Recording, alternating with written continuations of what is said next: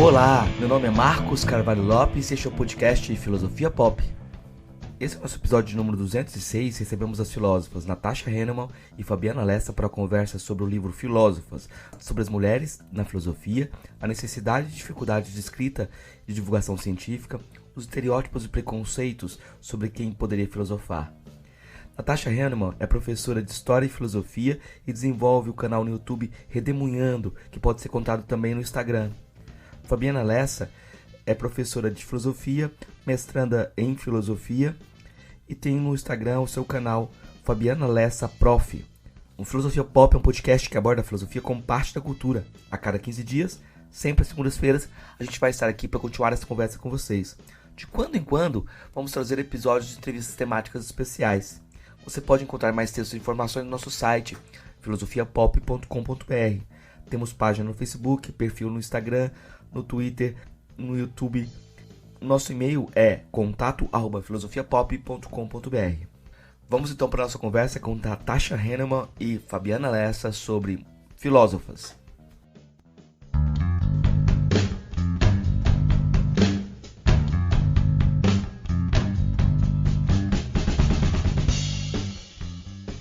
Hoje a gente recebe a Natasha Hahnemann e a Fabiana Lessa, são autoras do livro Filósofas, são professoras de filosofia que desenvolveram esse trabalho, que é um trabalho bem interessante de divulgação, de trazer diversas autoras da filosofia numa abordagem que serve tanto para o estudante do ensino médio como aquela pessoa interessada por filosofia de modo geral, e também para tentar salvar as pessoas de uma situação meio chata. Tem várias pessoas que entrevistam aqui no podcast, geralmente isso acontece com homens, né? Quando fala de um assunto assim e aquela conversa bem empolgante, aí quando você pergunta assim, e mulheres? Aí a pessoa fala, não existem. As mulheres não existem. Quando elas existirem, assim, quando elas forem grandiosas, elas vão entrar na conversa. Por enquanto, não.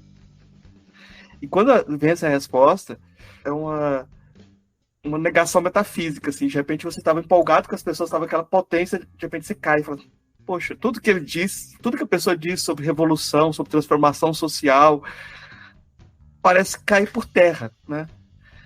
Eu queria que você comentasse um pouco se você já tiver essa sensação, ou se vocês percebem isso também, porque eu já vi vários relatos de ouvintes do podcast, de pessoas que ouvem o podcast aqui, que falam assim, poxa, eu estava ouvindo o episódio, estava tão legal.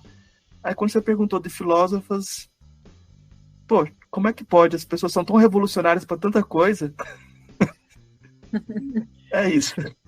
É verdade, Marcos. Sabe que como espectadora, né, a gente também se sente assim. Eu também me sinto assim. Eu fico na expectativa quando eu assisto um vídeo, ou quando eu ouço podcast, ou quando eu leio um livro, assisto uma aula, etc.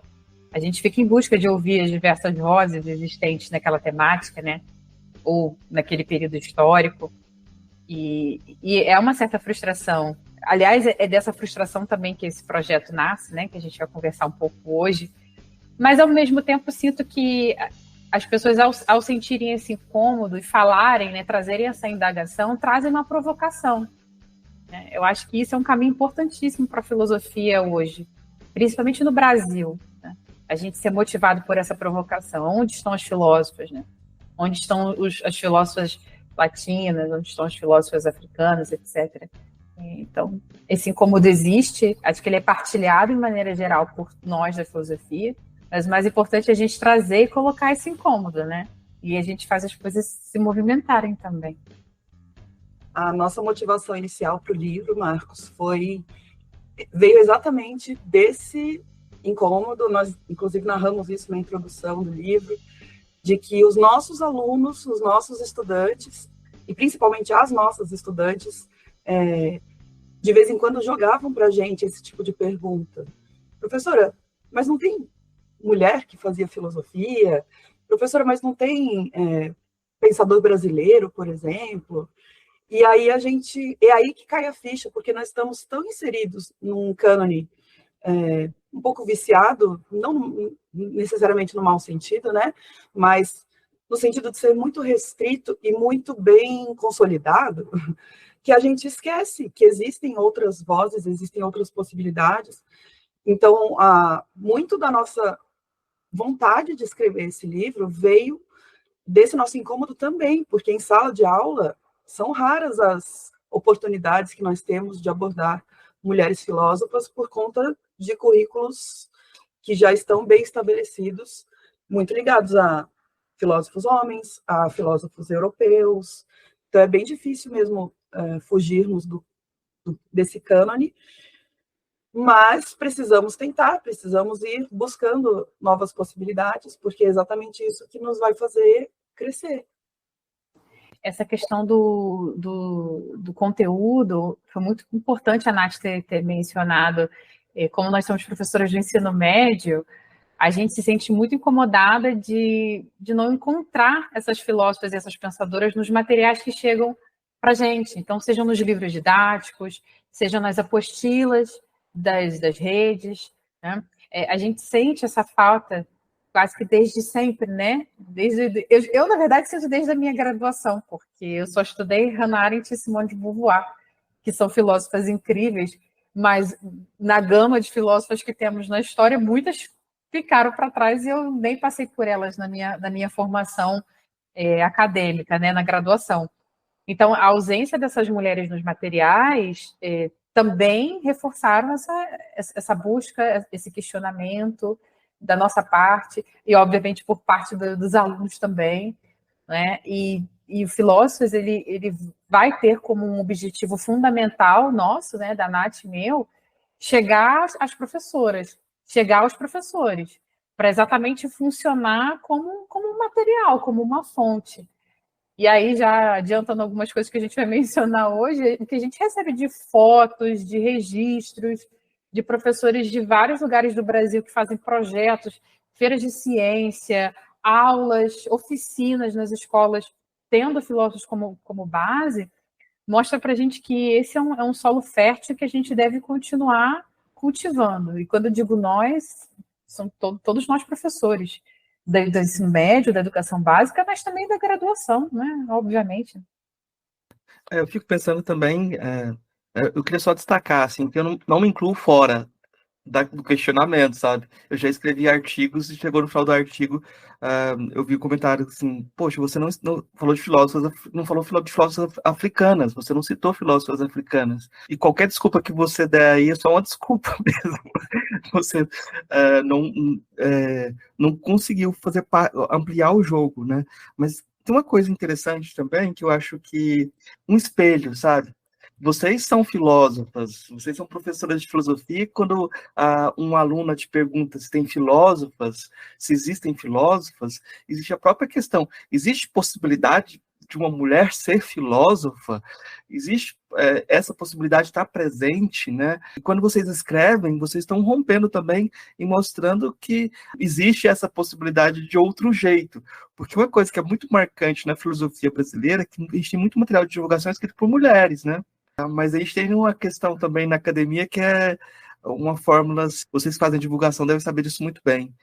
Quanto mais intelectual, menos filósofo. Não, tá fazendo divulgação, está próximo da filosofia da educação.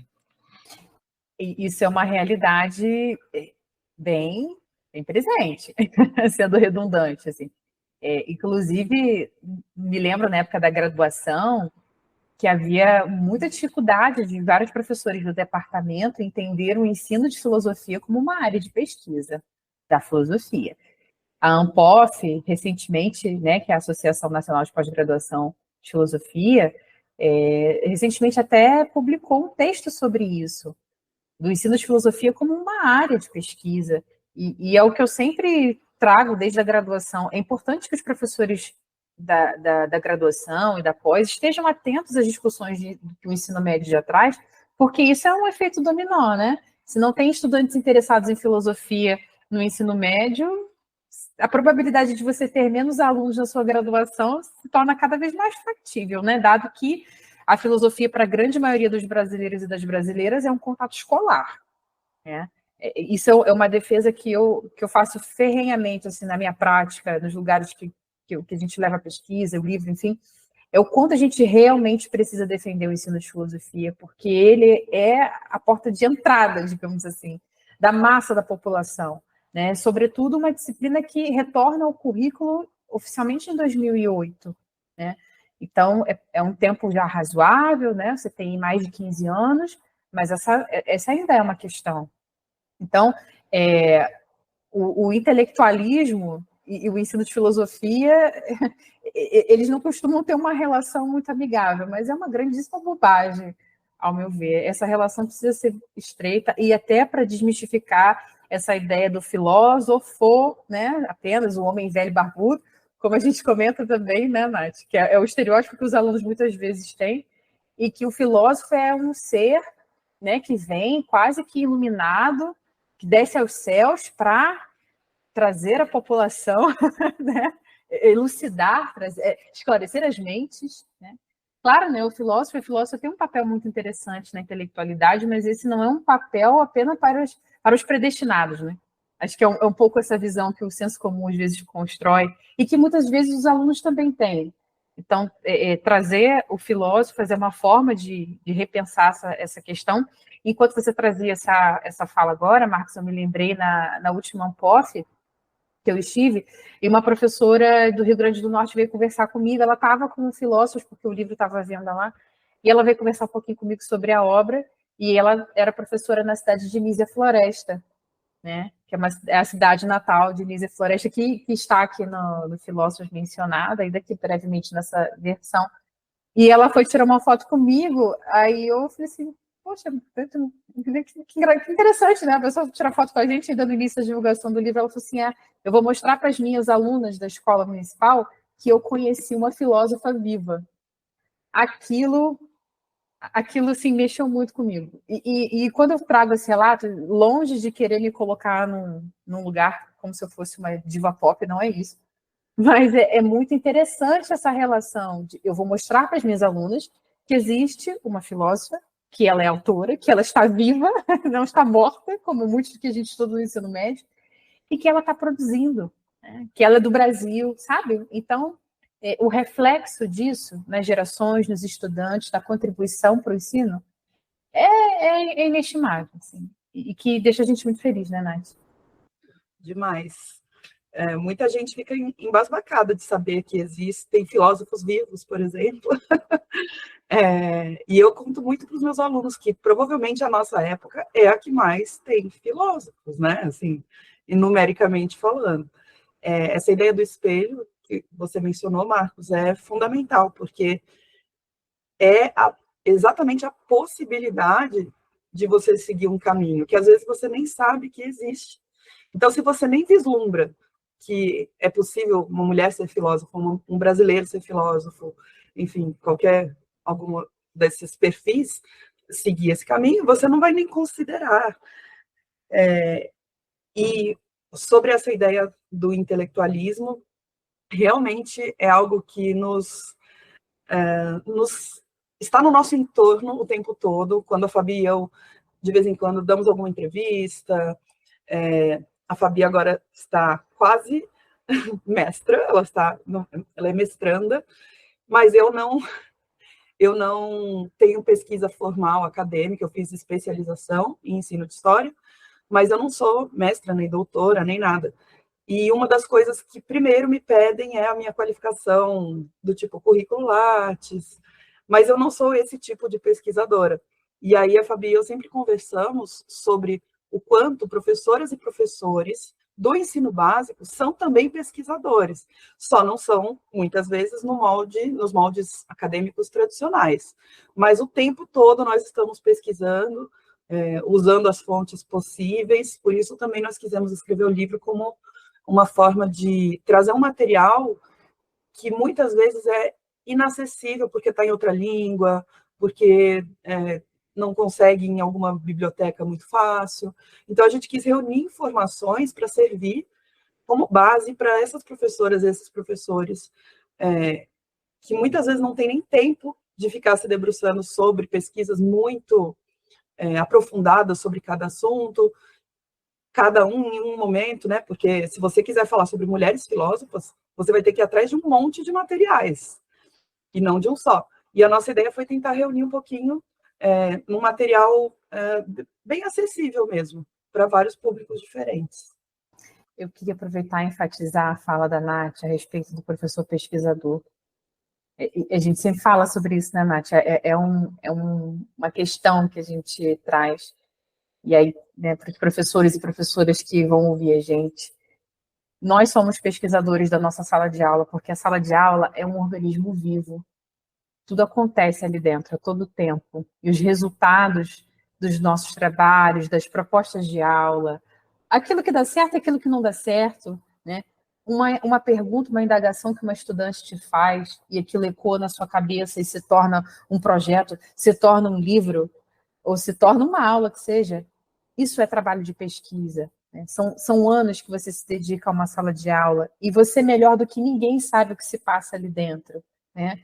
A forma como você está construindo, a metodologia que você e seus estudantes estão construindo. E falar sobre o professor ser pesquisador da sala de aula é importante para a autoestima do professor do ensino médio, porque muitas vezes, quando ele chega num mestrado ou num doutorado, ele se sente inferior aos colegas, ou ele é inferiorizado também, muitas vezes, infelizmente, pelo ambiente acadêmico, por ele ser um professor ou uma professora do ensino médio, como se isso fosse algo menor dentro da filosofia.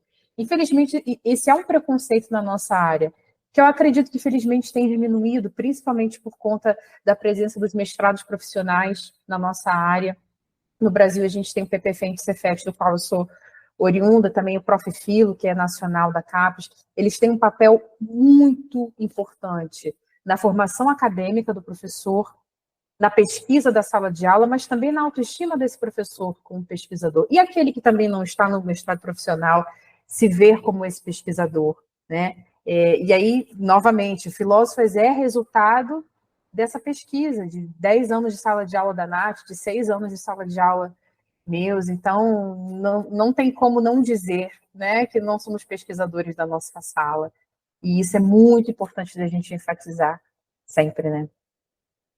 Eu acho que essa a questão que a Natasha coloca é muito importante e eu tenho a perspectiva talvez inversa da dela, porque quando eu terminei a graduação, eu fui procurar emprego na minha cidade, voltei e fui dar aula de história. E geralmente o que acontece é que os professores de história vão dar aula de filosofia, né? Aqui eu tive que trabalhar com história no ensino médio, num IFE, né? Na época era Cefet. E aí você tem que pesquisar e construir o currículo, porque da mesma forma que acontece com a filosofia, a gente estuda uma coisa na graduação, quando chega no ensino médio não é aquilo que você vai ensinar. Eu terminei a graduação falando heideggeriano. Eu era capaz de qualquer pergunta que me faziam, eu falava que a pergunta era eu usava termos eruditos para dizer que a pergunta era idiota, que era preciso questionar a pergunta e voltar ao ser. A sua pergunta é ôntica. Mas eu queria voltar em outra questão, fiz uma digressão aqui, mas é porque eu acho que tem um aspecto muito importante quando a gente fala da possibilidade de desenvolvimento de carreira, sabe?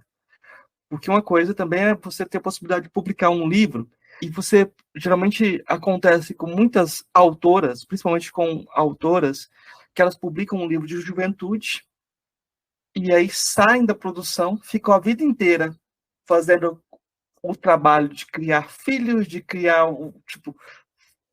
aquilo que a sociedade coloca, e de repente ela volta para produzir, ou nem volta, ou não consegue voltar, né? Eu estou lembrando da Clarice Lispector, que tem obra de juventude, mas tem várias autoras que caem nesse tipo de obra de juventude e que se viram a despedida. No caso da filosofia, nem obra de juventude tem, porque a gente tem uma timidez arrogante que o pessoal diz, não está na hora de publicar, você não tem doutorado, publique depois que você tiver. Então, existe uma crítica velada, mas uma crítica estridente, um silêncio estridente em relação a isso, né? Eu queria que vocês comentassem um pouco sobre isso, porque me parece muito interessante que vocês fizeram um livro com um projeto editorial, o que não é muito comum, que você tem um apoio de uma casa editorial para escrever, e vocês estão continuando. Me parece que o projeto é um projeto que ele está aberto, é isso?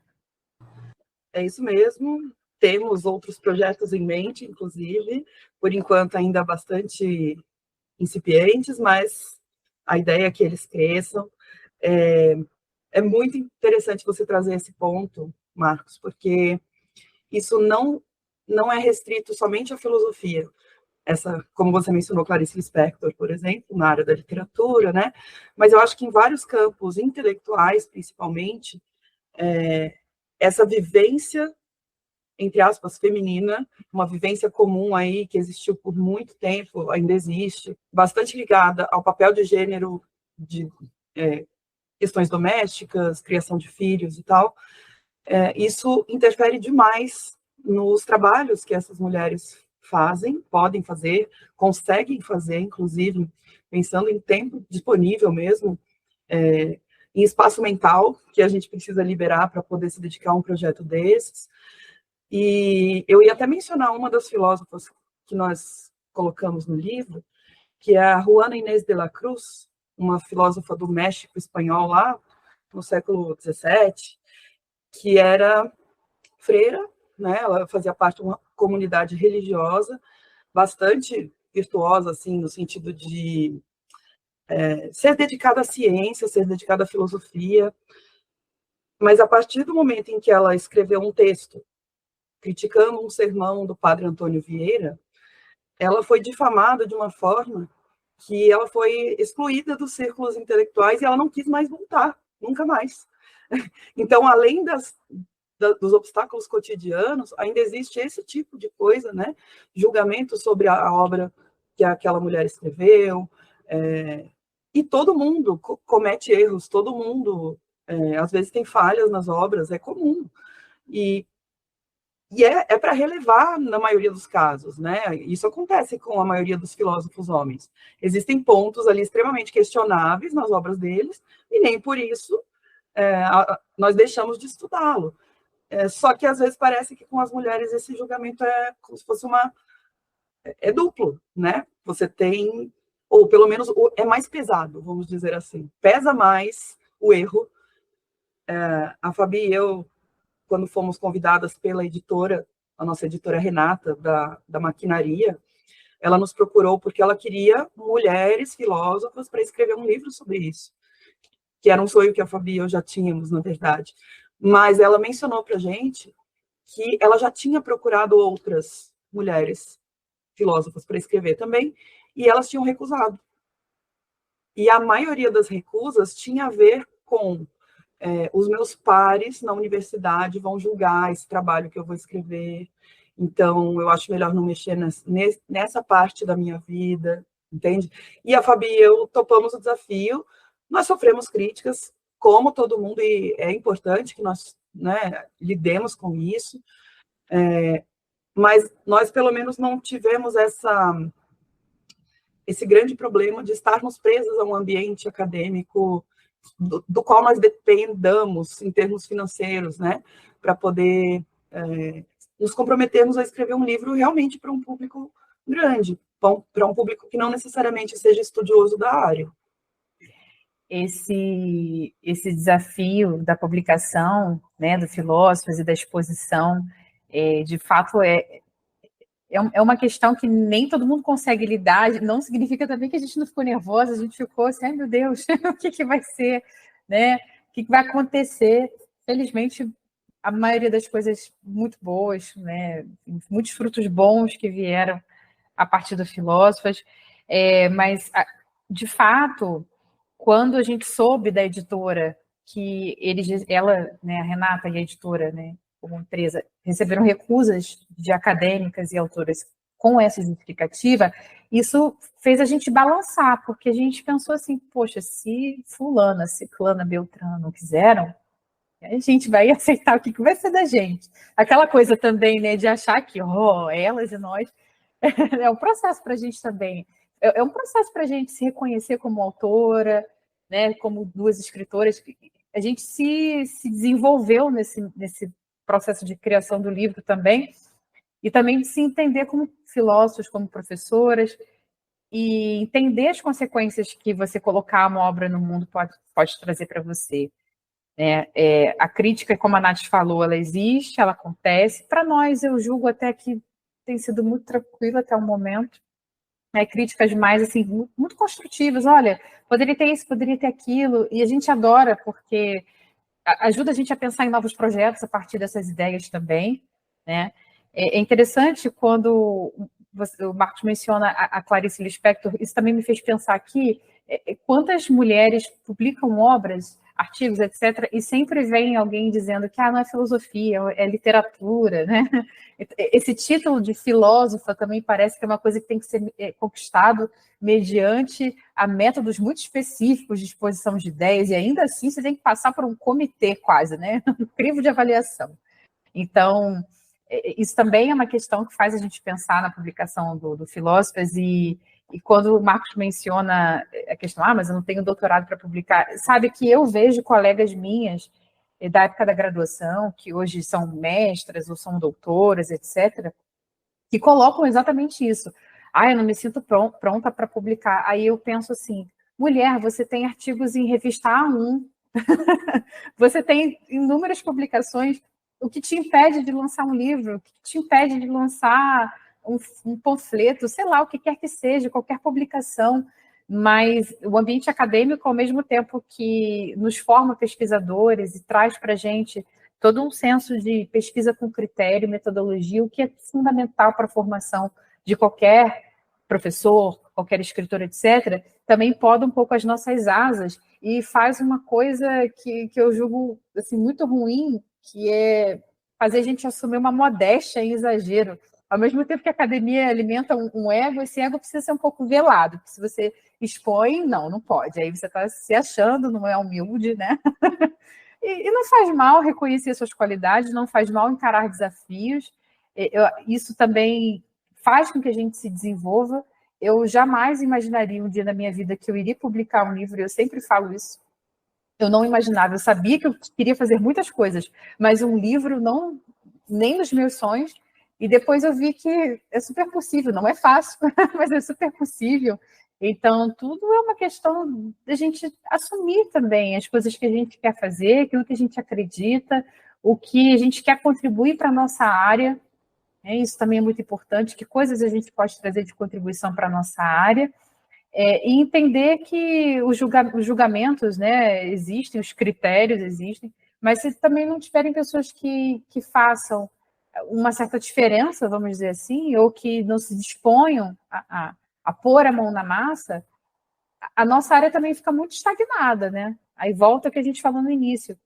A filosofia muitas vezes quer permanecer num lugar um pouco intocável, uma coisa meio clássica, sem se abrir, para as novas demandas, as outras possibilidades, outras abordagens. Eu acho que isso é uma grande bobagem. A divulgação científica é muito importante, seja da maneira que for. E um livro para um grande público é uma das coisas mais bacanas de se fazer. Quando a gente estava no lançamento no Rio, veio uma senhora para autografar o livro com a gente, e essa senhora, já madura, ela estava com uma outra senhora, mais madura ainda, que era a mãe dela, que tinha mais de 80 anos. E elas estavam super empolgadas ali no lançamento, porque elas tinham um clube de leitura das mulheres da família. E Filósofas seria, então, o livro a ser lido no clube. E aí você vê uma senhora de 80 e poucos anos que vai ler o seu livro, que possivelmente não teve um contato prévio com a filosofia na vida ou escolar. É sobre isso, sabe? É isso que a gente está falando. Então, assumir esses riscos é importante. O resultado está aí, a gente consegue perceber e entender essa contribuição, né, em linhas gerais. A academia é um ambiente importante de se habitar, mas ela também precisa se relacionar mais com o grande público, entender, as outras formas de se fazer filosofia, julgar a partir do critério da metodologia, mas não esse choque de egos, assim, que é um pouco cansativo também. E os louros são muito bacanas, assim, os objetivos que a gente tem quando alcança com o que a gente produz. Mesma coisa o podcast, né? Acredito que para você também, Marcos. O que o público traz para você, o retorno, enfim. Com certeza deve ser muito bom. Eu queria chamar a atenção para a pessoa, para quem está ouvindo, que essa conversa aqui não está no livro, tá? Uma coisa que acontece muitas vezes em filosofia é que a metafilosofia toma o lugar da filosofia, né? Então, as pessoas começam a falar sobre como fazer filosofia e não tratam dos assuntos, né? E, na verdade, o texto do livro é muito direto, é muito didático, tenta trazer ganchos para aprender o leitor mesmo. Então, tem um trabalho editorial também que é importante. Tem livros que são feitos de acordo com as idiosincrasias de cada um. E você, às vezes, foge daquilo que é diálogo e que é de interesse de todo mundo para tentar construir espaços novos. Não, aqui é um texto para trazer o comum, né? E muitas vezes as pessoas não querem trazer o comum para a filosofia. Isso é um problema muito grande porque o pessoal rejeita currículo em filosofia. É como se não pudesse ter currículo no ensino médio.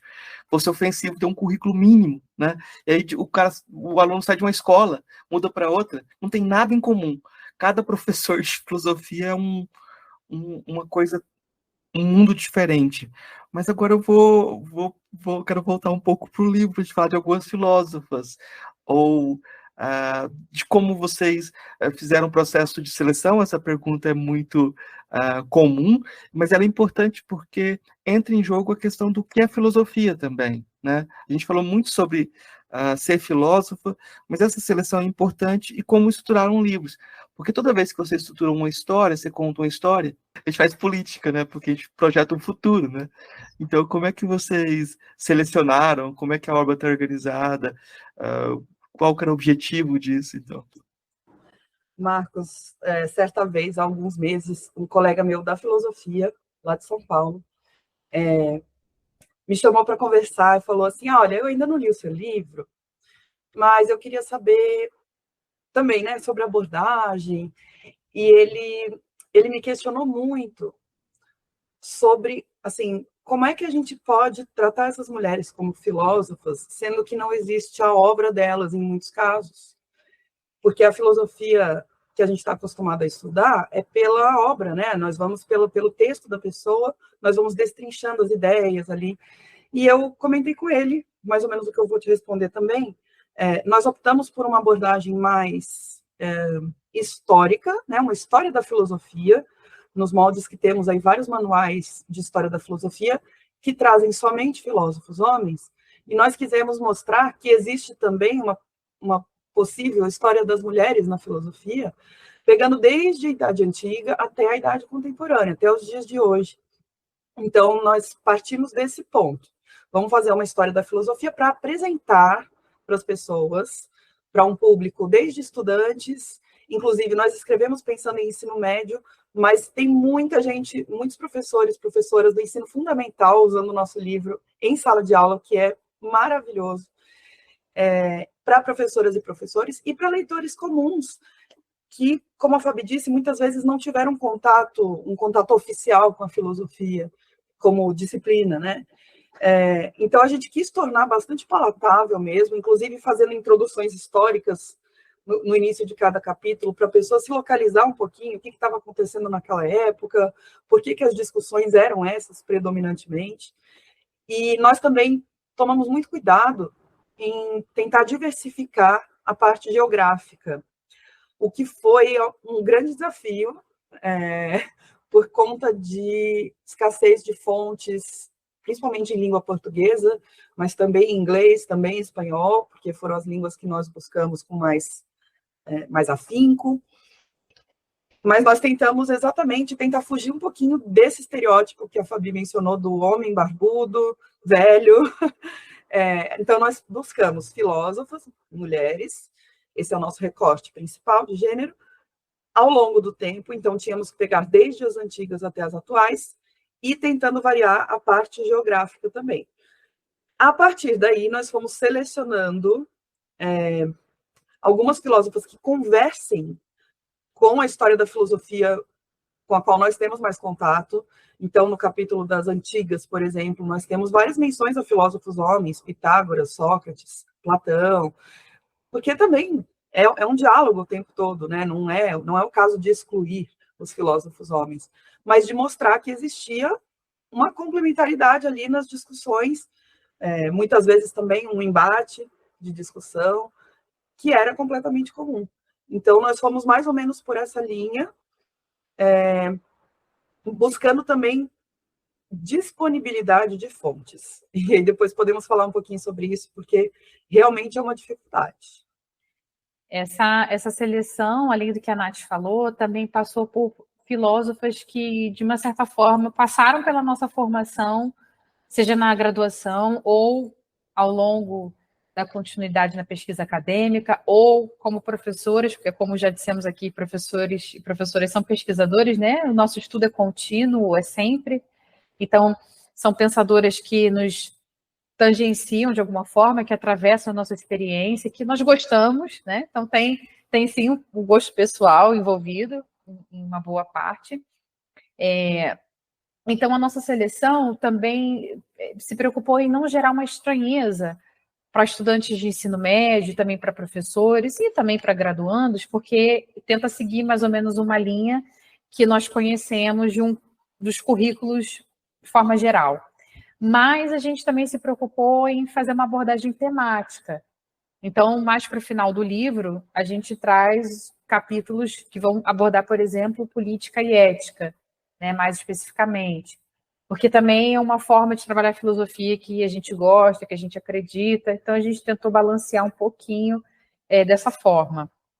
E aí o Marcos perguntou o que é filosofia. Eu não vou me atrever em dar uma resposta, porque essa pergunta é mais difícil, mas eu vou dizer o que eu... Essa pergunta eu vou fazer no final de novo. Ai, meu Deus. Mas eu acho que filosofia, para mim, é uma provocação. A filosofia, ela acontece quando ela me provoca. Me provoca a pensar, também me provoca no sentido de me incomodar. O incômodo é uma provocação importante. E, já que o livro nasce, né, de uma indagação das estudantes, né, cadê as filósofas, onde estão as mulheres? Então, essa provocação movimentou a nossa pesquisa, né? Movimentou a construção do nosso livro. E, de fato, a questão das fontes foi um desafio muito grande, mas eu aproveito aqui para agradecer e enaltecer muito o trabalho das pesquisadoras e dos pesquisadores brasileiros que têm trabalhos riquíssimos e que dedicam anos da sua vida acadêmica a desenvolver pesquisas sobre mulheres na filosofia, tanto pensadoras brasileiras quanto as pensadoras estrangeiras. A gente conseguiu, através de fontes muito ricas, como o blog das mulheres da filosofia da Unicamp, a Rede Brasileira de Mulheres Filósofas também, o projeto Uma Filósofa por Mês, da professora Janine Sattler, enfim, vários outros nomes, é impossível mencionar todos, mas alguns desses exemplos que eu citei foram fontes muito valiosas para a gente. Não à toa, no final do livro, nós colocamos as referências bibliográficas de todos os capítulos para, dentre vários motivos, também evidenciar que esse é um trabalho de pesquisa que buscou recorrer a fontes. Então, Marcos, a linguagem é didática com um propósito e o rigor de pesquisa também. A gente jamais deixaria isso de lado. Era uma exigência nossa, inclusive com a editora, né, uma exigência de trazer as referências no final do livro, para que ficasse claro que o trabalho que a gente produziu é muito significativo e foi feito com muito rigor, né? Foram 9 meses entre pesquisa e escrita. Então, é uma gestação, né? Como a gente fala sempre. Eu podia perguntar sobre qual aquela filósofa que mais te surpreendeu, né, quando vocês pesquisaram, né? Mas eu acho que já tem um pouquinho de tempo quando essa pesquisa aconteceu, e eu já tenho uma possibilidade de fazer uma pergunta que eu acho que mais instigante. Vocês fizeram um livro a partir de provocações do ensino médio, né? Como que foi a volta? Como que esse livro foi recebido na aula de vocês? Que feedback vocês têm do uso desse livro em sala de aula? De alguma filósofa que teve essa repercussão com as estudantes, com os estudantes? Eu queria que vocês contassem uma historinha desse feedback que vocês já tiveram do livro. Marcos, vou ser muito sincera com você, é uma frustração minha que eu ainda não consegui inserir satisfatoriamente as filósofas nas minhas aulas. Eu dou aula na rede particular de ensino e, assim, a maior dificuldade nesse sentido é de um currículo extremamente apertado em termos de tempo. Então, eu não tenho tempo, eu não tenho uma aula disponível para poder falar sobre isso, sabe? E me cobram bastante isso. Eu tenho que estar certinho na matéria, porque os alunos vão ter simulado, então eu preciso ir cumprindo aos poucos. Então, infelizmente, em sala de aula, eu ainda não consegui fazer esse movimento, né, de tornar mais prática essa pesquisa que nós fizemos. Mas nós recebemos vários depoimentos, e entre os meus alunos, principalmente entre as minhas alunas, primeiro tem uma certa surpresa quando descobrem que eu sou autora, que nós somos autoras, né, Fabi? É como se abrisse essa possibilidade também. Muitas vêm me perguntar, professora, mas como é que publica um livro? Qual o processo? Elas se interessam muito por essa questão da escrita. Eu disponibilizei um livro nosso na biblioteca da escola, e eu doei, né, o livro, e muitas alunas vão lá ler. Eu falo, gente, tem o livro na biblioteca, se vocês quiserem. E várias vezes elas vêm me falar, professora, eu usei o seu livro como argumento na minha redação, a do Enem, aquela que falava sobre o trabalho feminino, sabe? Elas vieram me falar, falaram, professora, eu usei o que você falou no livro lá na minha redação. Então, eu acho que mesmo não sendo tão direta assim o nosso trato, infelizmente, porque eu gostaria realmente de trazer essa discussão para a sala de aula com frequência, mas mesmo assim, existe um impacto indireto ou transversal aí entre os estudantes, o que para a gente é extremamente valioso, porque toda a nossa profissão, toda a nossa carreira é voltada para eles. É verdade, os relatos são... É muito interessante ouvir a Nath falando, porque os meus relatos são muito parecidos. Os estudantes, essa geração, é muito fascinante, porque apesar deles estarem na era da informação, da rapidez, para eles algumas coisas estão distantes, né, da realidade assim, palpável. E aí, por exemplo, conhecer uma autora, essa autora ser sua professora. Então, eu também tenho essa experiência dos alunos ficarem surpresos quando, na verdade, não descobrem porque eu falo nas turmas. Eu sempre, logo no contato inicial, eu já falo do livro e tento trazer um pouco dessa experiência do livro para eles. E é muito legal. A recepção é essa surpresa bacana deles de saber como é escrever um livro, como publica, exatamente essas mesmas perguntas. Por que eu quis lançar o Filósofas? Todas essas questões eles trazem. Ao longo desse trabalho, eu consigo levar boa parte assim, do trabalho das filósofas, principalmente das filósofas antigas, mas ainda não da maneira satisfatória como eu gostaria, pelo mesmo motivo da Nath, né? A profissão de professor também ser muito burocrata, e trabalhando na rede privada, a gente é muito amarrado, muitas vezes, por cumprimento de aulas semanais, né? Conteúdos semanais. E eu tenho desejos assim maiores com esse livro em sala de aula, fazer projetos e coisas assim com uma certa magnitude, mas consigo trazer na sala de aula e impacta bastante, por exemplo, quando a gente fala de Diotima, né? Da relação de Diotima com Sócrates, e aí as alunas saem muito indignadas, dizem, ele aprendeu tudo com ela, ele não criou método nenhum. Eu falo, calma, gente, também assim, eles conversam, né? Eles se inflamam assim, de uma forma engraçada. Mas é interessante, de novo, eles se sentem provocados, né? E aí eles começam a questionar o livro didático, o que é muito interessante, né? Eu não faço essa crítica direta ali, expondo aos alunos por questões profissionais também, mas eles percebem. Então é bacana como eles conseguem desenvolver esse olhar crítico, né? A abordagem do material, muitas vezes.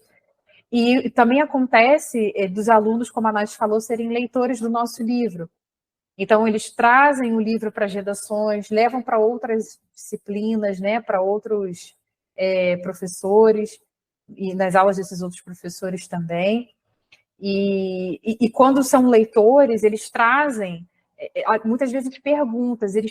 Já aconteceu algumas vezes de trazerem dúvidas, como se eles estivessem estudando para uma prova, e leu o material, ficou com dúvida. Eles vêm perguntar, professora, eu não entendi o conceito tal da fulana, pode explicar? E aí é uma maravilha, né? E aí eu falo, converso com eles, a gente troca ideia, é muito bacana.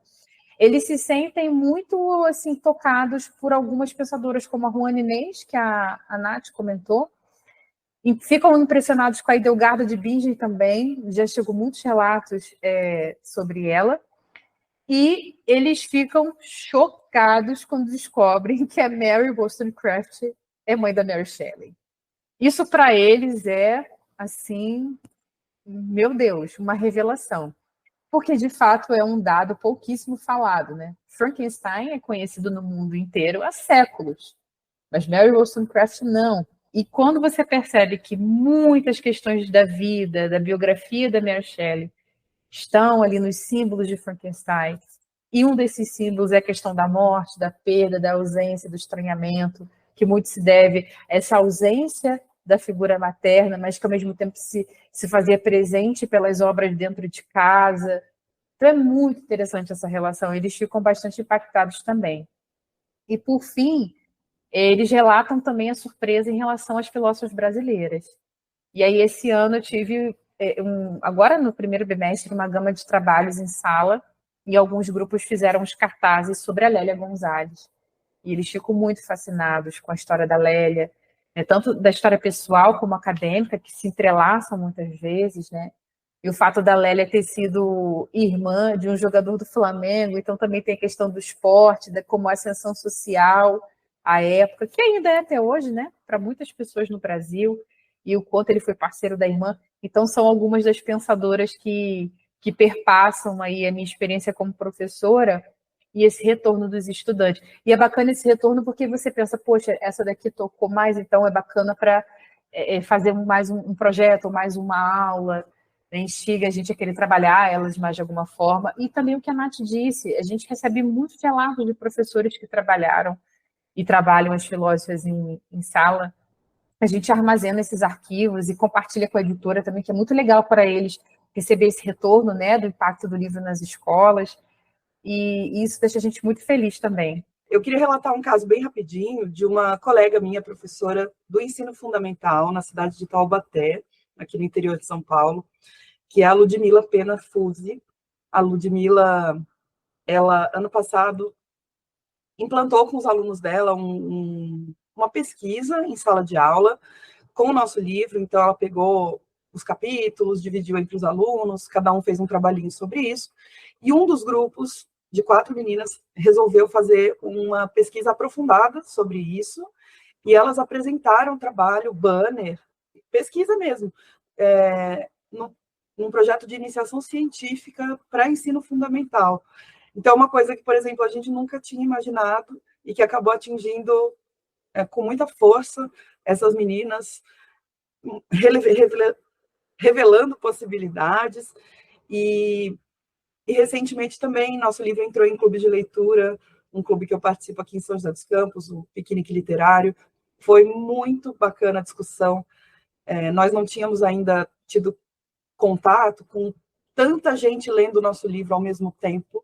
Sempre é uma pessoa ou outra que vem falar individualmente, e a experiência do clube de leitura foi super diferente de todas as outras que nós tivemos até agora.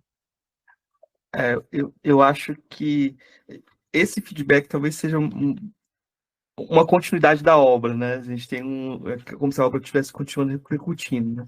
Mas eu queria que vocês comentassem outra coisa, outro aspecto que é muito marcante no livro é a construção dos capítulos com figuras do feminino, né? Vocês nomeiam os capítulos com algumas mulheres, por exemplo, o que trata da filosofia antiga chama Helenas, de filosofia medieval Evas e Marias, essas representações do feminino diversas que vão estruturando o texto. Qual o lugar dessas representações? Porque a gente tem uma questão que é bem complicada, né? Qual que é a imagem da mulher em vários momentos, né? E será que tem um script que fica fechado, né? Essas filósofas que vocês trazem muitas vezes rompem com esse script, né? Então é como se elas não se encaixassem também no papel daquelas mulheres, né? A ideia dos nomes dos capítulos serem nomes femininos foi um pouco ao longo do caminho que foi acontecendo. Nós nomeamos primeiro os 2 primeiros, esses que você mencionou, o capítulo Helenas, que é o das filósofas antigas, porque nós praticamente só achamos documentação sobre as filósofas gregas. Nós, assim, precisamos cavar muito para encontrar a filósofa chinesa, em termos de fonte escrita, que eu quero dizer, né? Não significa que não existissem mulheres pensadoras em outros lugares, mas sim que pouco sobrevive sobre elas. Inclusive, quanto mais para trás nós vamos, mais difícil fica até para os filósofos homens. Existe aquela discussão sobre a existência histórica de Sócrates ou não, enfim. Isso também se aplica para as filósofas mulheres. E o capítulo Evas e Marias foi pensando em trazer o estereótipo, como você mencionou, Marcos, como é que as mulheres eram vistas ou como é que elas se encaixavam em duas imagens bastante bem definidas, a de Eva, como uma mulher questionadora, uma mulher manipuladora, ardilosa, e, por outro lado, Maria, como a mãe de Jesus, mulher pura, que aceita os desígnios divinos e tal, e fazer esse entrecruzamento com o período medieval, que é um período bastante pautado pelo cristianismo na Europa Ocidental, né? Então, vieram primeiro esses 2 capítulos. E depois a editora nos recomendou que nós mantivéssemos esse padrão nos próximos. E aí nós pensamos, mas não tem agora exatamente um estereótipo para nós tratarmos na Idade Moderna, na Idade Contemporânea. Então, nós pensamos em fazer como se fossem homenagens a mulheres que tratam dos temas semelhantes que nós escolhemos para aqueles capítulos, mas que não necessariamente são filósofas. Então, por exemplo, o 3º capítulo de Idade Moderna se chama Sibilas e Dandaras. Sibila vem de Maria Sibila Merian, que é uma alemã naturalista, e nós a escolhemos por ela ser uma cientista. E na Idade Moderna, as questões epistemológicas estão muito em voga. Então, foi por esse motivo. E Dandara dos Palmares, tentando trazer também alguém de fora da Europa, uma mulher negra, que não é filósofa, mas uma guerreira, uma heroína da resistência contra a escravidão, e que está nesse contexto de revoluções, de questionamento das ideias de liberdade, que muitas vezes no discurso europeu diz uma coisa, e na prática, lá na periferia, que é o Brasil, está acontecendo de outra forma. Então, nós pensamos nessas homenagens, sabe? Para manter os nomes de mulheres nos capítulos, da mesma forma que nós fizemos no capítulo 1 e 2. E a mesma coisa foi em relação às ilustrações de abertura de cada capítulo, né? Nós escolhemos algumas que estavam dentro de cada um dos capítulos, chegávamos a um consenso, a qual que a gente gostaria que fosse ilustrada, fulano. Então, a gente escolhia, algumas escolhas foram mantidas, outras a editora mudou, utilizou alguma filósofa, porque existem questões editoriais, enfim. O maior desafio foi o do primeiro capítulo, né? Dado que os rostos das filósofas antigas são praticamente desconhecidos. A gente conhece representações gerais ou um ou outro com alguma especificidade, mas a gente não tem esses rostos, né, tão definidos assim. E aí nós escolhemos a Hipátia, que é a mesma filósofa que está mais centralizada, né, a capa do livro. Essa ilustração é uma inspiração de uma gravura, né, um desenho clássico da Hipátia, do século XIX, mas, mais uma vez, é uma representação do artista, né, que idealizou o desenho, da ilustradora também. Esse foi o maior desafio, né, de concretizar esse rosto, né, na parte da ilustração. As outras já são filósofas com rosto conhecido e a gente conseguiu fazer uma escolha mais realista, vamos dizer assim, né. Mas a escolha desses nomes, como a Nath falou, foi para dar uma personalidade interessante à nossa obra, assim como também os trechos de obras ou das músicas que abrem cada capítulo. É sempre uma preocupação também de introduzir a nossa leitora, né? Introduzir o nosso leitor, ambientá-lo, né? A questão do contexto para a gente era muito importante, até porque na expectativa que a gente tem que esse livro chegue a um público amplo, de massa, a gente não sabe o grau de interação, o grau de conhecimento que esse leitor e essa leitora vai ter com esses assuntos. Então, essa ambientação histórica, né, literária e até mesmo gráfica, né, do rosto, tudo é uma forma de inserir esse leitor.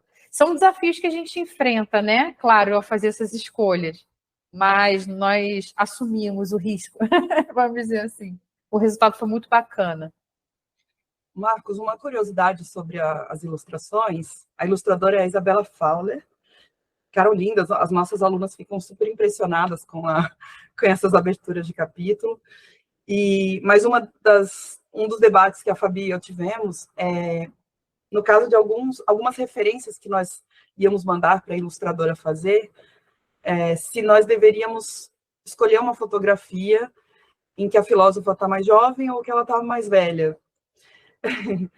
E o nosso debate foi muito na questão assim do etarismo. Então, às vezes, eu queria que fosse um retrato dela um pouco mais velha, para mostrar que mulheres maduras produzem filosofia. E a Fabi falou exatamente o oposto. Ela falava, não, mas se a gente colocar ela mais jovem, também pode aproximar desse público que é mais dessa idade, e mostrar que mulheres jovens também podem fazer filosofia. Então, foi uma coisa bacana de montar, além dos títulos, as ilustrações também, e essas aberturas do capítulo, as epígrafes. Uma live de lançamento do livro, vocês comentando alguma coisa sobre a abertura para outros autores que não entraram no livro agora, né? Nessa abertura tem a questão de trazer ou colocar em questão também mais amplamente o que é ser filósofa no sentido do feminino, né? Porque, por exemplo, a Judith Butler, né? Mas eu diria até mais radicalmente, não sei se mais radicalmente, mas é uma coisa que me chama muita atenção. Eu estava lendo esse livro, A Origem do Mundo, sabe? Que é um quadrinho, né? Aí tem uma passagem que a autora, que é a Liv Strömquist, conta, eu não lembro agora, da rainha da Suécia que conversava com Descartes, né? Que ela foi exumada porque eles chegaram à conclusão que ela devia ser hermafrodita, porque como é que uma mulher pode conversar com um homem e ter tantas ideias assim? Então, imagina, exumar no século XX e encontrar o quê? Né? Então, tem um aspecto assim, muito... a palavra, eu acho que é estrutural. Então, muitas vezes, as mulheres também são colocadas nesse lugar da incapacidade de ter o tipo de representação que a filosofia faz e essa capacidade de ser só masculina, né? E a reação que muitas vezes acontece é você criar eu vou usar um termo aqui, que seria você criar uma espécie de categorias próprias do feminino, uma mulheridade, como o pessoal cria a africanidade, né? Como se tivesse categorias próprias do feminino para distinguir a escrita feminina, a abordagem feminina, né? Eu acho que essas questões são muito relevantes e também elas caem quando você faz um recorte, né? Até que ponto que uma mulher trans entra dentro desse jogo, né? Eu acho que essas questões não estão colocadas nesse livro, mas ele dá abertura para a gente ampliar esse questionamento. Eu queria comentar com vocês que eu já vi que vocês pegaram essa questão ou estão tratando dessa questão também. Uma vez nós fomos dar uma entrevista para um jornal e nos fizeram uma pergunta se mulheres fazem filosofia de uma forma diferente de homens. E foi muito interessante, porque a minha resposta foi não, e a resposta da Fabi foi sim.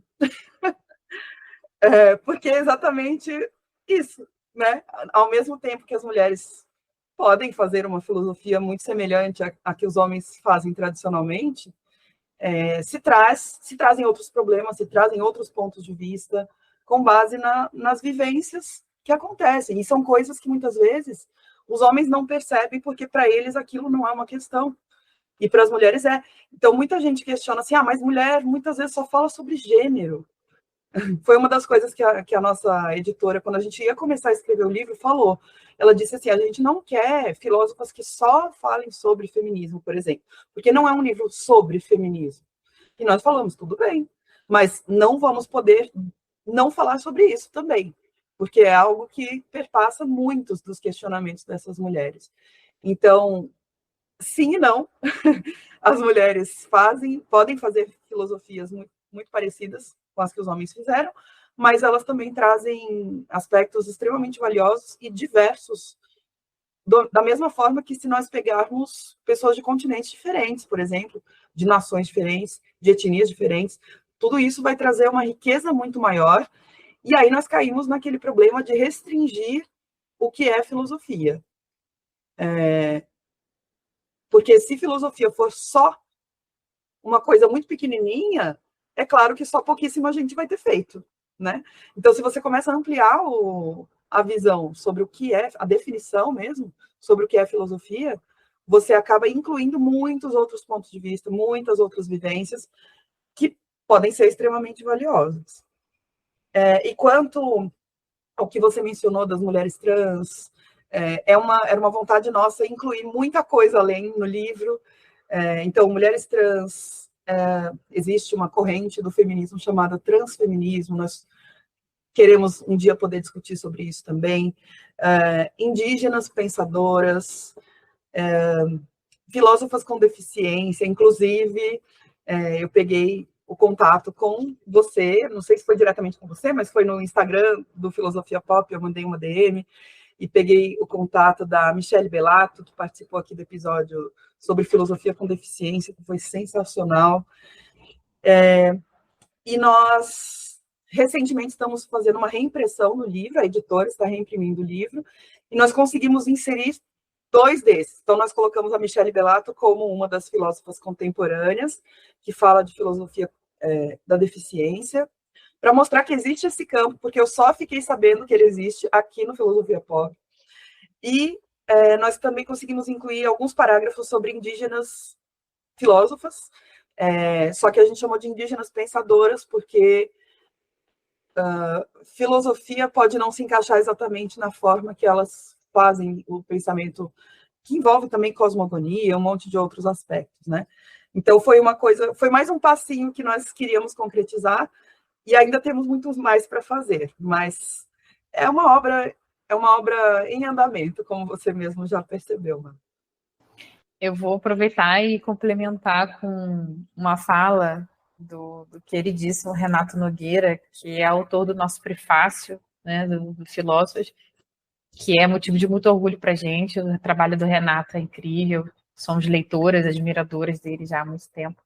E o Renato Nogueira, ele fala uma coisa que eu acho muito interessante, que é trazer a filosofia como algo que faz parte da dimensão humana, não restrita especificamente a um povo, ou até mesmo uma metodologia, né, em específico. Então, a partir dessa premissa, que a gente entende, como a Nath muito bem trouxe, formas diversas de se fazer filosofia, dentro do que a gente entende como pensamento filosófico, né? Então, a gente consegue trazer essas outras autoras, trazer tempos históricos diversos, e um desafio bacana para a gente também, como a Nath citou agora, das pensadoras indígenas, porque a gente o tempo inteiro está pautando a questão da produção de obra, né? Então, nosso critério, em linha geral, ou em linhas gerais, são de filósofos que tiveram produção, ou filósofos cujo tem uma existência, né, de obras e pesquisas sobre elas. Então, a gente tem fontes confiáveis, né, escritas sobre essas pensadoras e suas produções.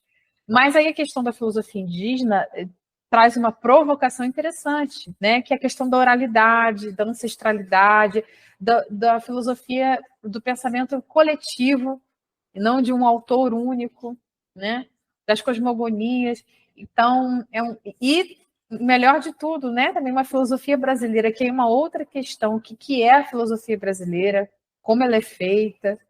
Então, por isso que, como a Nath bem disse também, é uma obra em constante construção. A gente ainda está se construindo, né, pesquisadores da filosofia nesse processo, a gente só enriquece na medida que esse tempo passa e a gente consegue produzir novas coisas dentro do espectro aí do filósofos.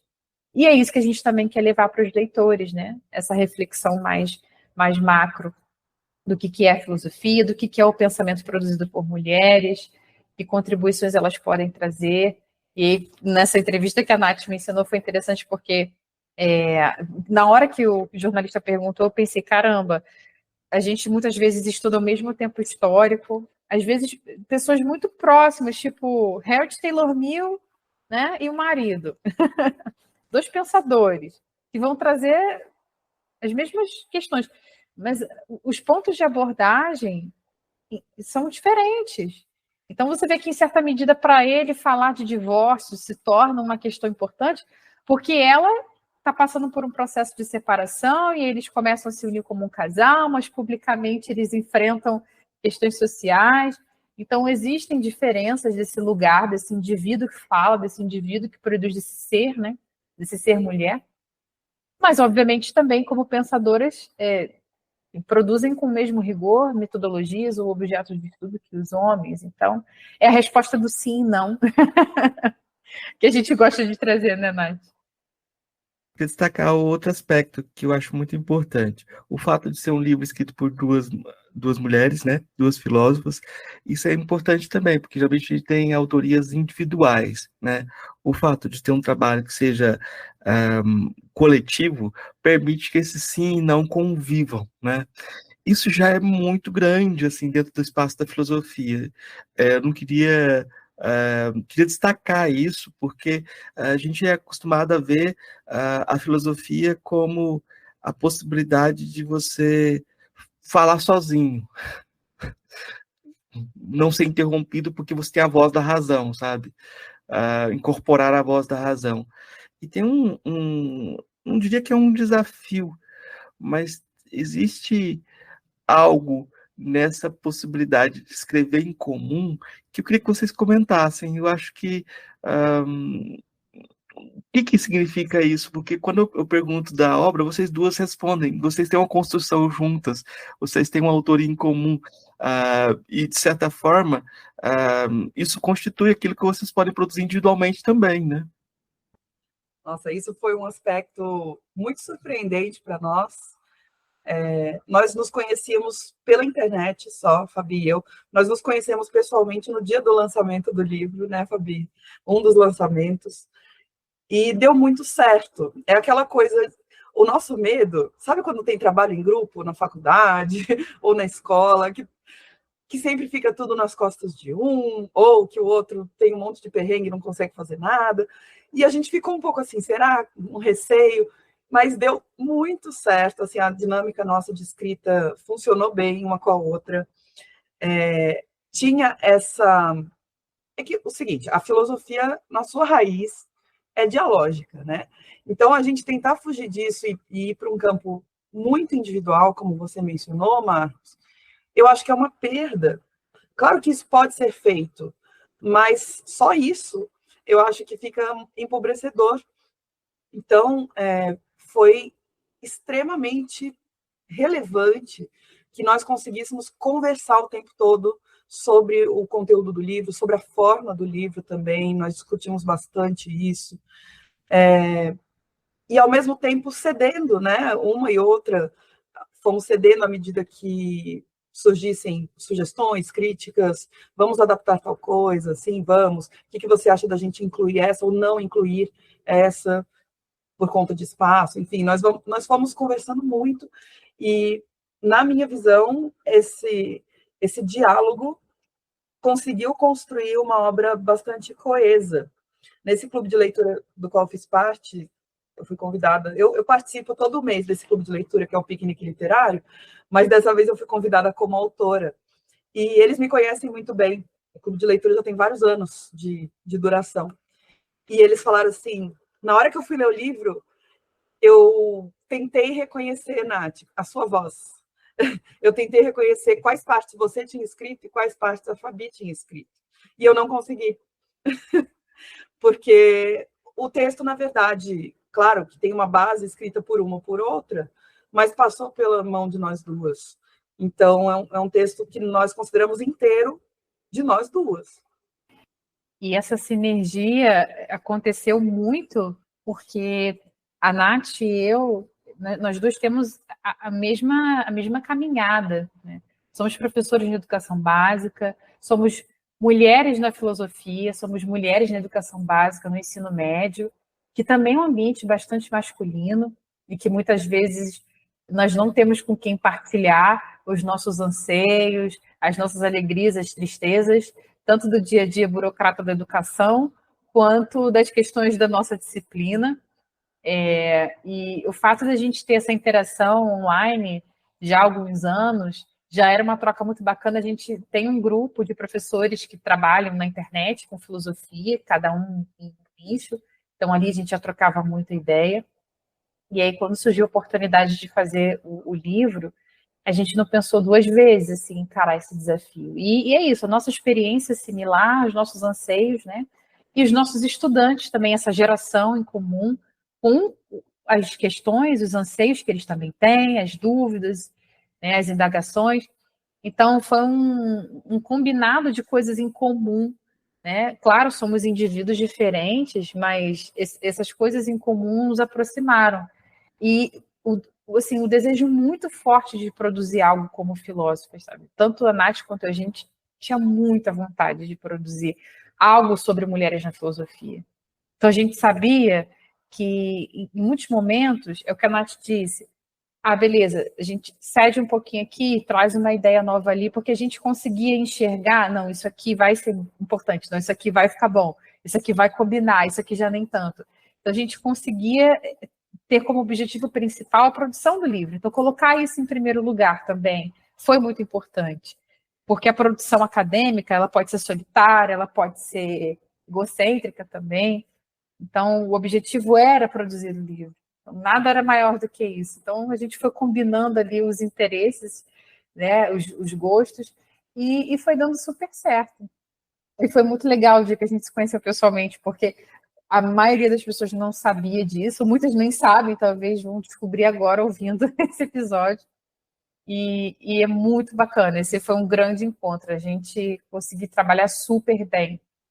E a distância, né? Porque toda a escrita foi feita à distância. A gente tinha uma pastinha lá no nosso Drive compartilhado, né? Fazíamos os nossos horários de escrita, inclusive relacionando, né? Equilibrando com trabalho, com vida, com casa, no meu caso, com mestrado. Então, isso também é mais uma coisa em comum, né? Essa vida real em comum, então a gente entendendo as necessidades uma da outra. E foi tudo combinando e dando super certo.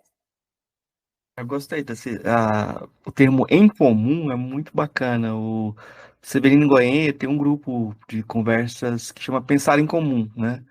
E antes do universal tinha essa ideia do comum. A gente vai procurar o que é comum para a gente poder chegar numa convergência, né? Eu acho que o problema talvez é que a gente parte do universal para conversar com os indivíduos já. A gente já tem o universal, já para conversar. Então a gente destrói o outro quando a gente tem esse universal previamente, né? Não é construído a partir desse incomum do encontro, né? Mas eu vou deixar, eu acho que a gente fez um percurso bacana e a gente tem muitas filósofas dentro do livro para o pessoal descobrir que eles podem preencher essas lacunas curriculares, ir atrás de descobrir autoras novas. Mas agora eu vou fazer a pergunta que eu faço para todas as pessoas convidadas. Vou começar com a Natasha. Natasha, eu vou te fazer 3 perguntinhas que eu faço para todas as pessoas convidadas. A primeira é: o que é filosofia? Queria deixar claro que essa definição tem uma validade de 10 segundos, porque nós vamos reformulando aos poucos. Mas eu diria que a filosofia, ela é múltiplas formas de pensar a realidade, o que em si já é um paradoxo, porque a filosofia é algo singular e o múltiplo já é plural, né? Mas a filosofia são múltiplas formas de pensar a realidade, pautado por elementos racionais, acho que isso é importante na filosofia, e argumentativos. Essa ideia da conversa, do diálogo. A filosofia é uma das formas de responder a questionamentos de várias áreas diferentes, questionamentos éticos, políticos, epistemológicos, existenciais. Eu daria essa resposta por enquanto. Qual a filósofa ou filósofo você conheceu pessoalmente que mais te impressionou? Pessoalmente, eu não tenho contato muito próximo, assim, eu tenho colegas da filosofia e tudo, mas eu acho que o que mais me impressionou foi o Ailton Krenak, que é um filósofo, talvez também não oficial, mas eu achei ele uma pessoa fantástica, com com pontos de vista extremamente diferentes daqueles que nós estamos acostumados, que nos tira do nosso conforto de pensar, e nos provoca exatamente um monte de pontos de exclamação, um monte de pontos de interrogação, fica tudo assim pairando na nossa cabeça, um monte de reticências, e por que não um monte de tapas na cara também, porque nós merecemos. Então, uma historinha com a Ailton, depois eu conto para vocês em off. Vou contar isso. Qual a sua filósofa ou filósofo favorita? Ai, que pergunta cruel. Vou falar uma filósofa e um filósofo. Eu falei filósofo favorito, tinha que falar favorita, né? Ah, não tem problema. Eu vou... Também tem uma validade curta, tá bom? Essa resposta. Mas eu vou colocar a Angela Davis como favorita. Eu acho que ela responde a muitas questões, assim, essenciais da nossa época. Claro que ela tem uma localização geográfica específica, mas ela conversa muito bem também com outros lugares do mundo, inclusive com o Brasil, questões raciais e tudo. E eu gosto muito de Epicuro, para falar um homem, cotas para homens também, né? As filosofias helenísticas, de um modo geral, eu considero elas muito práticas, e Epicuro traz uma visão de mundo bem parecida com a que eu tenho e com a que eu me identifico mais. Tá ótimo. Fabiana, agora você me responda o que é filosofia, por favor. Ai, meu Deus. Bom, eu primeiro vou reiterar a resposta da Nath, que foi perfeita, excelente, mas vou retomar um ponto que eu havia comentado no início. Eu acredito que a filosofia, primeiro, ela é um fazer. Então, eu acredito muito no fazer filosófico, né? Claro que existem discordâncias, mas é o que eu acredito. E esse fazer filosófico, para mim, ele parte daquilo que provoca o pensamento.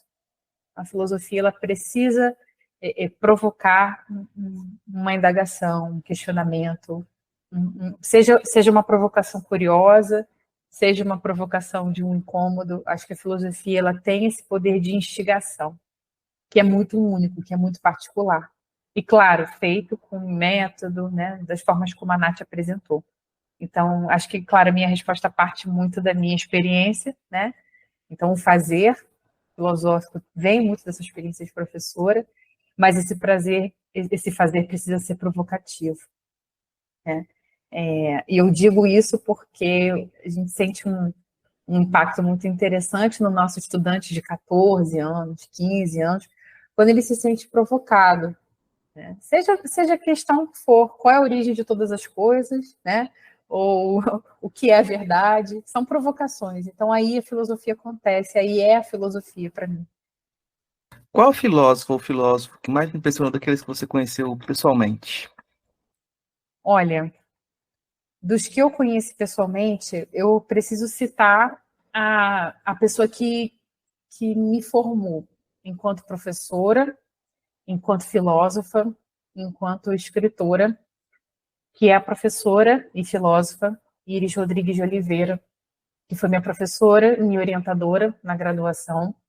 A professora Iris, durante muitos anos, foi professora de prática de ensino de filosofia na UFRJ, e graças a ela eu descobri que eu queria ser professora de filosofia.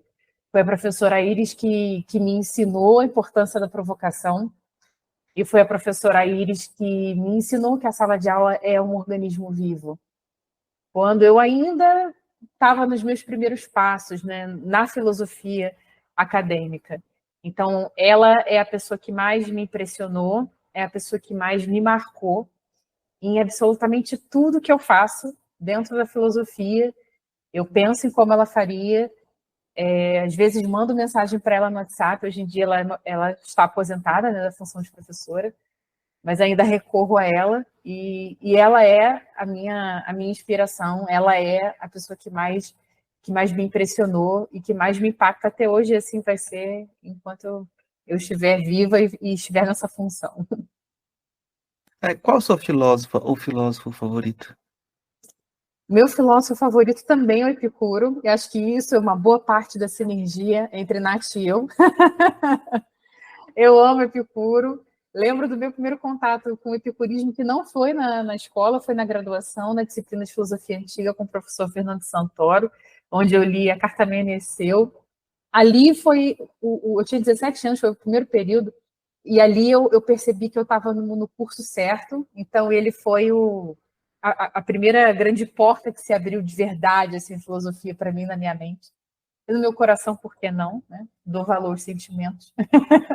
Alguns helenistas são meio, né? Oh, cuidado aí, tem que cultivar a apatia, né? Mas nesse caso eu vou, vou dizer que os sentimentos foram bem despertados. Eu amo Epicuro. É uma leitura que ainda faço, uma pesquisa que ainda faço. Agora, a filósofa, obviamente, você pega a gente de uma forma difícil, hein, Marcos? Porque depois de escrever um livro sobre isso, escolher uma filósofa sempre me parece muito injusto.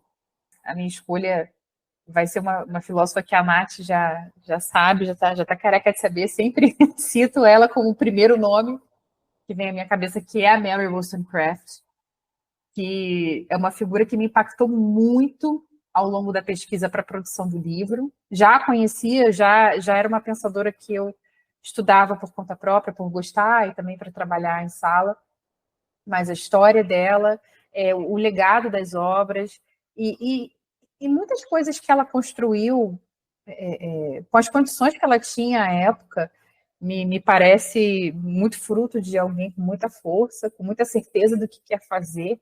Eu acho isso muito inspirador. Nós, mulheres, muitas vezes passamos por, enfim, muitas provações na vida, sobretudo profissional, né? Será que vai dar certo? Será que eu posso? Será que eu tenho capacidade? E o meu contato com a Mary Wollstonecraft sempre me dava a impressão de alguém que poderia até ter essas questões, mas sempre encarava, né? Ao escrever, ao publicar, ao viver uma vida muito atípica para a época, né?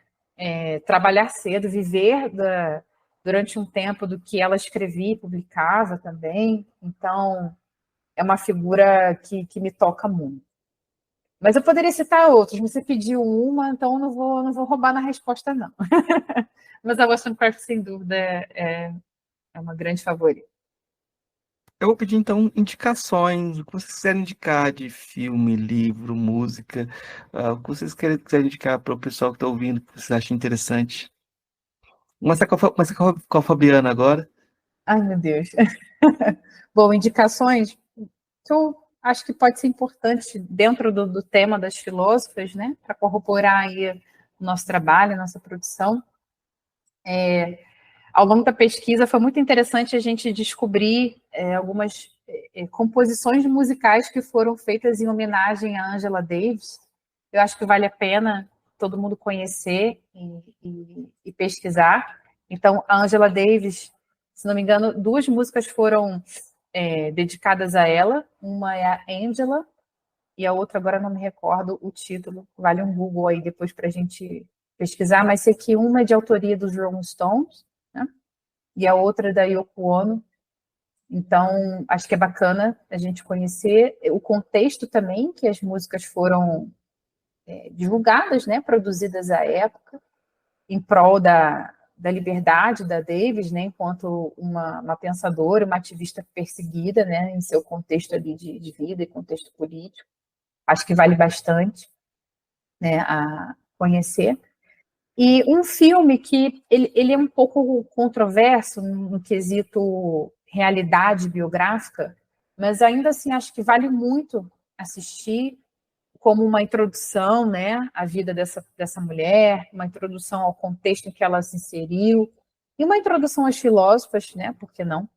É um filme que já tem um certo tempo, mas ainda, obviamente, tem sua relevância e importância, que é o filme Ágora, que trata da vida da Hipátia de Alexandria, que é interpretada pela magistral Rachel Weisz. Gosto muito dela, acho uma ótima atriz. Uma boa atriz em filmes assim para grande público. Né? E existem algumas inconsistências ali biográficas, como eu citei, e sobretudo costumam mencionar a questão da morte dela. Né? Alguns falam que foi assim, outros de outra forma. Mas é bacana entender o que era Alexandria nesse período de transição, né, da antiguidade para o que viria a ser, então, uma idade moderna, os conflitos políticos, religiosos. Uma mulher que foi professora, né, ainda nesse período, com uma notoriedade social, intelectual, né, uma polímata, se assim a gente pode dizer, né, porque ela domina a matemática, a astronomia, a filosofia. A gente costuma falar de polímatas como Leonardo da Vinci, né, mas, ao meu ver, ela é uma polímata também, e é uma figura que eu gosto muito. E fica também uma dica interessante para os professores e para as professoras, né, que quiserem trabalhar tanto o filme quanto as músicas em sala de aula, sobretudo a Davis, que tem uma inserção curricular bem interessante, tanto em filosofia quanto em sociologia também. Acho que vale a pena. Então, são dicas que eu aproveito para deixar aí para quem vai ouvir a gente acessar. Tá ótimo. Natasha? Vamos lá. Eu vou indicar, primeiro, a obra musical da Hildegard de Bingen, essa filósofa medieval, e que o pessoal gravou. Ela era também compositora, assim como a Hipátia era uma polímata, Hildegard também. Ela tinha obras sobre muitas coisas diferentes, e um dos campos aos quais ela se dedicava era a música. Ela era compositora, e a obra dela é maravilhosa, tem no YouTube, dá para achar com muita facilidade. Eu não lembro o nome de alguma música específica, mas procura lá, Hildegard de Bingen, Music, você vai achar, Song, alguma coisa assim. E eu vou indicar 2 livros de ficção que não estão diretamente relacionados às filósofas, mas que conversam bastante com isso que nós estamos falando. O primeiro é o Frankenstein, da Mary Shelley, um clássico da ficção científica. A Mary Shelley, como a Fabi mencionou, é filha da Mary Wollstonecraft, que é uma filósofa que nós tratamos no livro. E o Frankenstein é um livro incrível, em termos de enredo, de personagens, e de filosofia. Tem muita filosofia ali envolvida em vários aspectos. E, por último, um livro nacional contemporâneo que eu li há pouco tempo, foi o que eu li recentemente, que mais me impressionou, é O Som do Rugido da Onça, da Micheline Verunsky, que ganhou um prêmio Jabuti aí nos anos passados, e é um livro que traz o ponto de vista de uma menina indígena que nunca pôde ter a sua história contada, um caso real que aconteceu. A Micheline é historiadora, ela entrou em contato com uma imagem dessa menina indígena numa exposição e ficou muito curiosa sobre a história dela e achou pouquíssima coisa. Então ela levou para a ficção essa retomada da voz de alguém que foi silenciado ao longo da história. Eu acho que isso conversa bastante com o nosso tema de hoje. Que legal. Eu vou indicar um livro chamado Filósofas, da Natasha Henneman e da Fabiana Lessa. Ele tem edição de 2022, mas tem uma edição nova que está saindo. Se o pessoal puder esperar aí, vai encontrar mais algumas autoras sendo colocadas aqui, segundo eu tenho informações exclusivas. Mesmo porque nós ainda não divulgamos no Instagram nem nada. E eu acho que o pessoal já pode adquirir, viu? Porque já está nas livrarias. Então já tá bom. Já começamos a propaganda. Esse quadrinho chamado A Origem do Mundo, da Liv Strömquist, uma história cultural da vagina ou a vulva versus o patriarcado. É muito bacaninha. Todos os quadrinhos dela tem 3 em português. Eros, o Doce Amargo, da Anne Carson, né? A Anne Carson é uma filósofa e poeta, e aí você tem um estudo dela sobre a questão do Eros, e eu acho que é muito interessante. E, para fechar, é um livro chamado Mulheres que Interpretam o Brasil, Lincoln Seco, Marco Silva e Olga Brites. Tem várias pensadoras aqui que pensaram o Brasil de diversas áreas. Então, essas são minhas indicações de hoje. Eu queria agradecer e deixar o espaço aberto para vocês divulgarem, que vocês quiserem divulgar, agradecendo a possibilidade de diálogo, e deixo o espaço aberto para vocês. Marcos, muito obrigada pelo convite, pelo espaço. Nós somos grandes fãs do podcast. Obrigada a todo mundo que nos ouviu aqui. Se quiserem entrar em contato comigo, Natasha, vocês podem me encontrar no Instagram, @redemunhando. que é o nome do meu canal no YouTube também, sobre livros. Esse ano ele está um pouquinho parado, em 2024, porque eu estou com outros projetos em andamento, mas eu continuo produzindo alguma coisa de conteúdo ligado a livros no Instagram também. De vez em quando eu coloco um vídeo ou outro lá no YouTube, mas vocês podem me encontrar por lá, mandar uma mensagem, que eu vejo, eu respondo. E leiam Filósofos também, que nós queremos saber o que vocês acham. Se tiverem alguma sugestão, podem nos procurar também.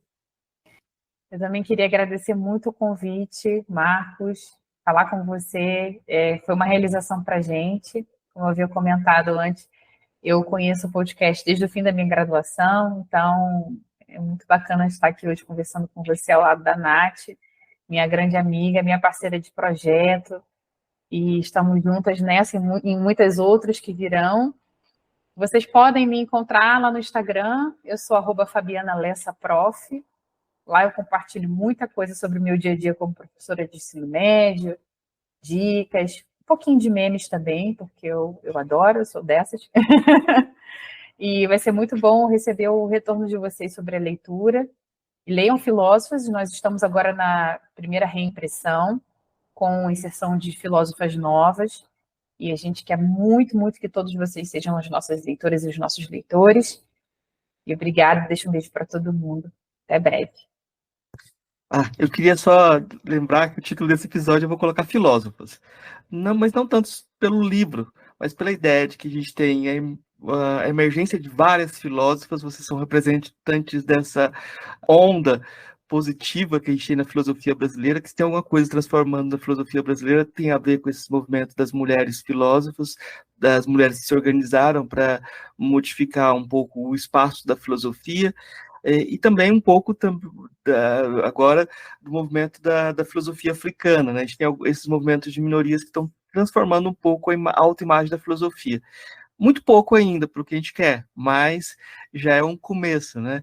Então, quando eu entrevisto vocês, a Natasha e a Fabiana, eu sei que vocês fazem parte de uma geração de um trabalho coletivo, como vocês destacaram, das redes das mulheres filósofas, muita gente está trabalhando para que essa conversa seja possível, né? Para que o livro seja possível, para que essas pesquisas aconteçam, e aconteçam com naturalidade e com espaço, né, que é conquistado.